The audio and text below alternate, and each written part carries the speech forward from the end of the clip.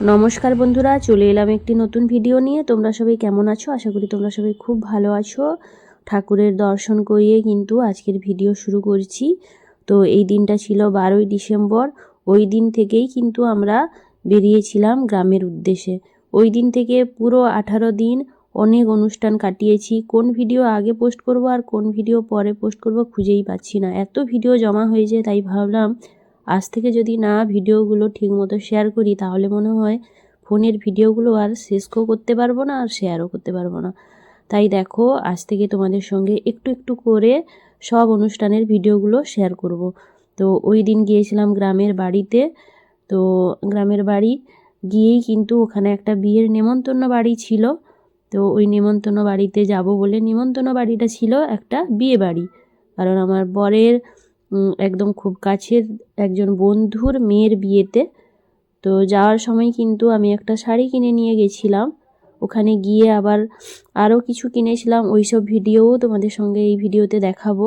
বাসের মধ্যে খুব ভিড় হয়েছিল। এই দেখো, এই শাড়িটা নিয়েছিলাম। তো যাওয়ার পরের দিনই কিন্তু আমার ভাসুর, ভাসুরের ছেলে, আমি, আমার বর আর মেয়ে মিলে দেখো পাশের একটা বাজারে গেছিলাম। কারণ শুধু শাড়ি দিলে তো হবে না, আর একটা কিছু কিনতে হবে। তাই কিন্তু পেতলের জিনিস কিনতে গেছিলাম। তো লক্ষ্মী ঠাকুরের যে সিংহাসন, তো ওইগুলোই কিনে দেওয়া হয়েছিল। আর আমার কিন্তু একটা সুন্দর মানি পার্স কিনে রেখেছিল। ওইগুলো ছবি তোলা হয়নি, তোমাদের সঙ্গে শেয়ার করতে পারিনি।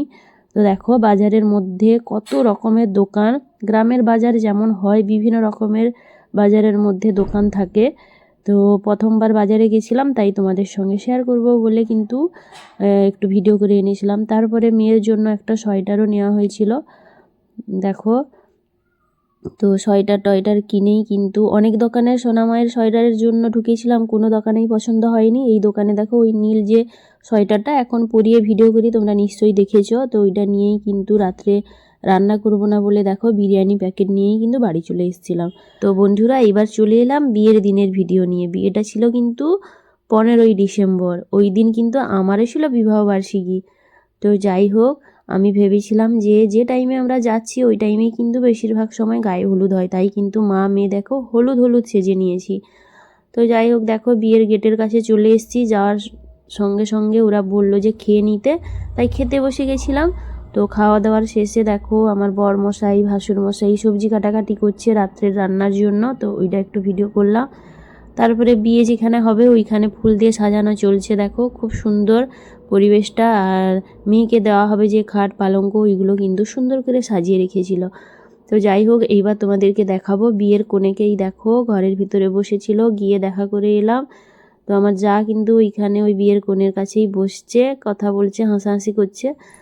ওখানে যখন জিজ্ঞেস করলাম গায়ে হলুদ কখন হবে, তখন বলল যে বিকেল হয়ে যাবে। তাই এত সময় থেকে কি করব, তাই বাড়ি চলে এসেছিলাম। আসার সময় দেখো বিয়ের গেটের কাছে একটু ঢং করে ভিডিও করে নিয়েছিলাম।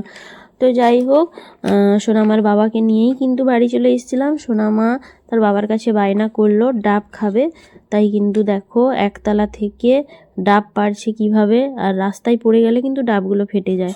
ডাবগুলো একটু শক্ত হয়েছিল, তাই কিন্তু ডাবগুলো ফাটেনি। দেখলে তো বন্ধুরা, আমার ভাসুরের ছেলে ছুটতে গিয়ে ডাবটা নিয়ে এলো।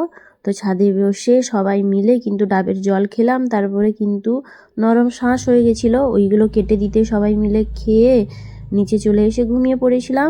তো পরের ভিডিও তোমাদের পরের পার্টে দেখাবো। তো আজকের মতো টাটা, বাই বাই, ভালো থেকো।